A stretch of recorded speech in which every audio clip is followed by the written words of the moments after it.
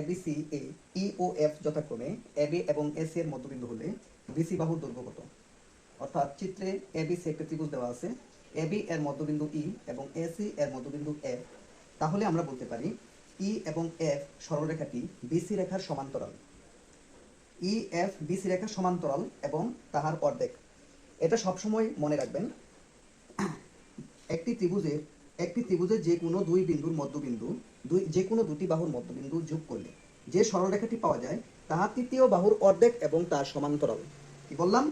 যে কোনো ত্রিভুজের মনে করি এখানে এবিসি একটা ত্রিভুজ, এই ত্রিভুজের এবি এর মধ্যবিন্দু ই এবং এসি এর মধ্যবিন্দু এফ হয়।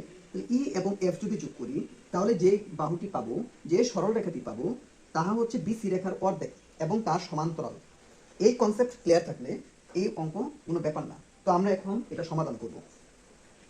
তো এখানে ই এফ এর একটি ভ্যালু দেওয়া আছে 3x + 5 এবং বিসি এর একটা ভ্যালু দেওয়া আছে 12x - 8। আমরা জানি শর্ত মতে আমরা লিখব কে কার সমান্তরাল, মানে এরা একে অপরের সমান্তরাল এবং কে কার অর্ধেক, এটা আমাদের খুব ভালোভাবে বুঝতে হবে।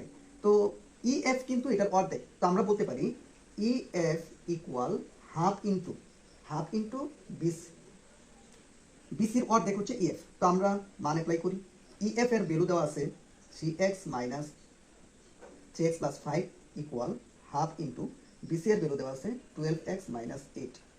তো আমরা সমাধান যদি করি 3x + 5 ইকুয়াল 2, নিচে 12x - 8 আর যদি গুণ করি তা 2 দ্বারা এটা কি গুণ হবে, 6x + 10 ইকুয়াল 12x - 8।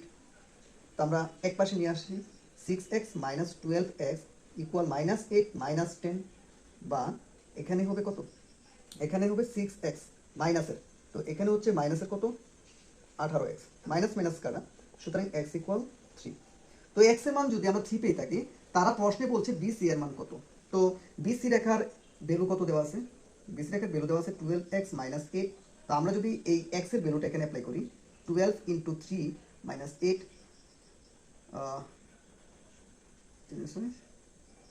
3 × 36 থেকে 8 মাইনাস হবে, তাহলে 28। হ্যাঁ, বিসি এর মান কত 28। তো ডি হচ্ছে সঠিক। অনুরূপভাবে যদি এখানে বলতো ইএফ এর মান কত, তা আমরা শুধুমাত্র এক্স এর মানটা এখানে অ্যাপ্লাই করতাম, ইএফ এর মান পেয়ে যেতাম।